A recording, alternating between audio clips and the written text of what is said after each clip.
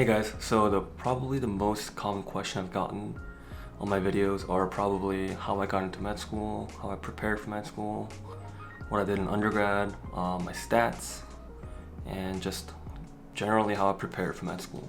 So I just wanted to do like a little rough overview of how I got into med school, so hopefully that answers some questions that you guys might have.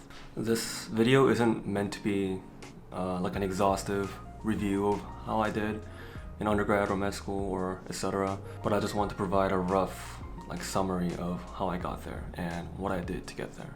But if you guys want like a more exhaustive and detailed video outlining each part, such as how I studied in college, how I prepared my medical school application, make sure you let me know in the comments and I'll make sure to do a video on that. So I guess the first thing I should start with is when I came to the States. So I wasn't born here, I was born in South Korea. And I immigrated to the States in 5th grade, so 2005. So when I first came here, I was just god-awful in English. I distinctly remember that I couldn't spell words like family or secretary or refrigerator. I don't know why those 3 words just stuck with me, but I just remember I couldn't spell them, and I got them wrong all the time, and I was just god-awful in English. But by the time I got into like 6th grade, I didn't have any issues understanding stuff in class or understanding my friends or just communicating in general. So after that, I think I just didn't have an issue with English in general. I don't remember how I really studied, but I think just being dropped in a pretty like a white neighborhood accelerated my process of learning because, you know, I had to speak English in school to survive. I can thank my parents for it because I think they chose a more white neighborhood on purpose to accelerate my learning. If I lived in an area where there were a lot of Koreans, I feel like I would have just not learned English as much, or it would have taken a longer time for me to learn English. So, thank you, parents. So middle school, I did fine in school, got like straight A's, and then instead of going to the school in like my actual school district, I took a test to go into a school in another district. So I took the test to get into their Magnum program. So if you get in the Magnum program, you're in like an honors track, honors, AP, IB track. And I chose not to do IB because I didn't find it very worthwhile. So from, you know, all the high school, I took honors and then AP courses when I was an upperclassman. Since you got a test to get in, like all the smart kids in the whole neighborhood and in Southern California would come to go to my school. I know people would like commute 40 minutes every morning to come to school. So it was a pretty popular school among the Asian parents, and it was really well known around the area. Since there are so many smart kids, the competition was fierce and school was just hard in general. So I remember my freshman year, I think I had a hard time adjusting, and I also didn't take school very seriously. So I got like all B's, and after freshman year, I realized that I'm not gonna go to a good college just getting B's. So I kind of cracked down and started studying more. And I think I graduated with around like 3.75 unweighted and like 4.3, 4.4 weighted. Yeah, so since I messed up early with my GPA, like I had to claw back up during my junior year and senior year. And this will be a common theme throughout my life, so stay tuned. So along with a good GPA, you need a good SAT score to get into college. So for me, I took the SAT twice. So the funny story with the first one, I didn't do well. I got 2030, I think. I don't know how that translates to the new SAT, but I got a 2030, and I remember the first test, like first section, I had to go to the bathroom so when I get nervous, my stomach starts to act up, and you know, I have stomach issues. So I definitely ruined the first like 4 sections until I got to go to the bathroom. So that just tanked my grade. The second test, I learned how to control my bowel, and I got a 2270. I don't know what that translates to now. I'll put up like a conversion chart here, and then I'll put in the subtitles what I got, what that would translate to now. So when I was preparing for my second test, I remember taking like 10 to 15 practice tests. I remember using the Red Baron's book. I don't know if they still use that these days, but that's what I basically used. Because I remember that was harder than the actual test, or that was considered the harder book out of all the test prep books. So yeah, I just did a bunch of that, and I feel like for any standardized tests, it just comes down to how many practice tests you do and how effectively you review and go over that, the stuff you got wrong and the stuff you did right. So yeah, I just remember taking a lot of practice tests. So college, I applied to a bunch. I didn't apply to many Ivy Leagues. I only applied to Cornell, I think. Now that I think about it, I don't know why I applied to Cornell, because I would have hated it there. But you know, I didn't know much when I was when I was that age. So basically, it came down to choosing between two schools, UC Berkeley and University of Notre Dame. And for me, the most important thing was financial aid, because I mean, my parents aren't gonna pay for my college tuition. So the most important thing for me was whether I can graduate with the least amount of debt. And I got scholarships from both schools, but I remember Notre Dame offered like double what Berkeley offered. So I had never visited Notre Dame before I moved my freshman year. So, but I had visited Berkeley and, you know, did like a little tour and kind of saw what it was like.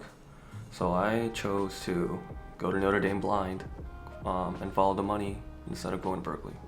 And Notre Dame, being a private school, is much more expensive than Berkeley, because I was an in-state tuition, and Notre Dame was like $62K, $63K, if I remember correctly.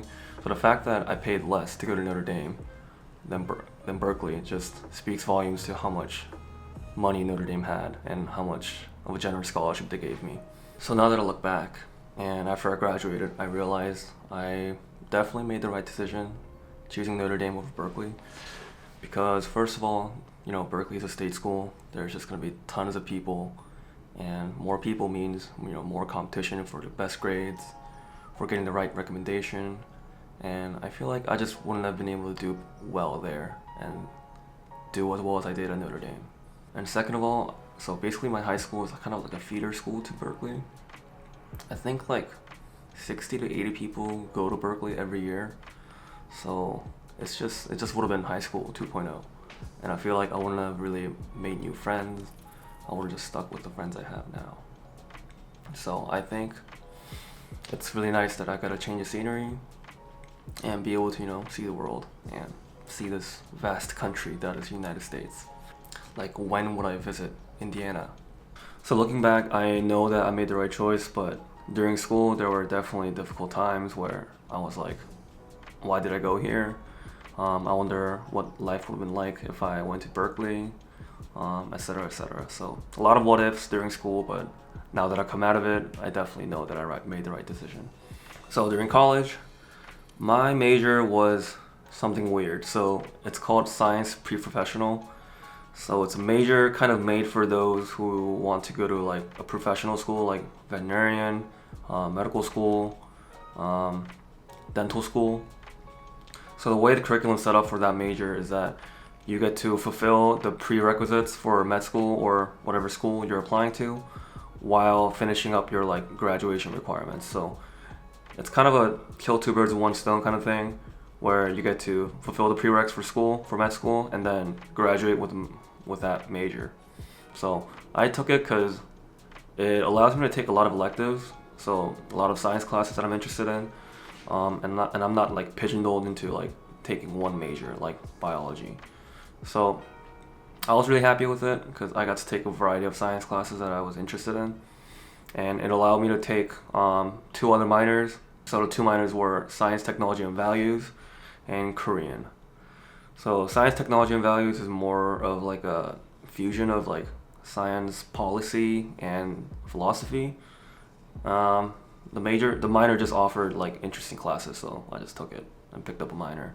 And Korean, I took it because like, when am I ever gonna speak Korean in Indiana? So I figured that my Korean would get kind of rusty in college, so I just wanted to at least speak and learn about it a little bit more. And I also worked as a Korean tutor for, you know, other non-native speakers who are taking Korean and learning about it. So it was a good job opportunity, and it's like a good like tutoring position, and like it was good for a resume. So remember how I told you that I mess up in the beginning? Well, I did it again in college. So I got a C+ on Introduction to Philosophy, in the first year and first semester of college, and I've never gotten a C in my life, so I was pretty shook. I was not happy, and I knew I had work cut out for me because I think by then I decided that I wanted to go to med school.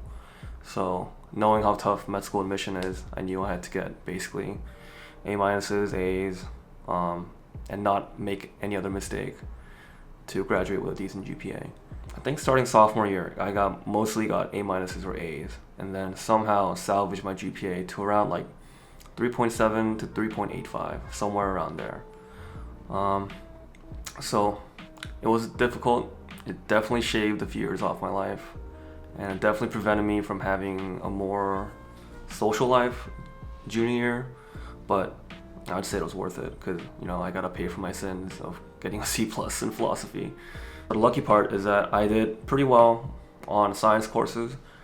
I think the lowest grade I ever got was like a B+ or a B for science courses. So medical schools look at only your science GPA differently than your non-science / overall GPA. So I lucked out in that I was able to do pretty well on the science GPA compared to my non-science GPA. So if I had to choose one GPA to be lower than the other, I definitely choose non-science because science is definitely more important to med schools than a non-science. So I guess I lucked out in that I bombed a very inconsequential class compared to like bombing like organic chemistry. Now the most stressful time of my life was med school admissions. So to get into med school, you need to complete all the required courses that each school designates, have a good GPA, have a good Mcat, do clinical experiences, whether it's volunteering or working, other extracurricular activities, and just being well-rounded and while having good scores. So I could do like a whole video on med school admissions, but since I gotta keep it short, I'll just talk about the key points that I have. So I would say that the strongest parts of my application were my Mcat score, my research experiences, my GPA kind of, and my teaching experiences, like my leadership experiences. I definitely liked a lot of the clinical aspect of my application, along with just like having a general hook that really stood out to the admission committee. So for the Mcat, I studied for 3 months after junior year, so from May to August, right before senior year started. And I got a 520, which is like the 98th percentile, I'm pretty sure. Let me pull up the percentile chart here. So that was actually the score I was aiming for when I started studying, so I was very happy with that. I made a 3-month study plan that I outlined which day will cover which topic and which book I'll use and how long I'll do contents review and then how long I'll be doing practice tests. So I think I did about 2 months of content review and then 1 month of just pure practice tests and more testing in general. So I can do a whole video on how I study for the Mcat, but yeah, I just planned a lot of the stuff and I took 15 to 17 practice tests from various test prep companies and also the official one from the AAMC. So I definitely think like I said, standardized tests are just basically practice tests. And as for other aspects of my application, I had 4 to 5 publications that my name was on throughout my research in college. And I also did the typical volunteering, the ER, and just random clinical volunteering as well. So the medical school admissions goes like this. So you submit a primary application to the school, and the school gives you a secondary application. So it's a school-specific essay for secondaries.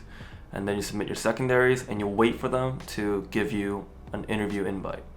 And you go to the interview if you're invited, and a couple months later, they'll get you the final status, whether you got accepted, rejected, or waitlisted.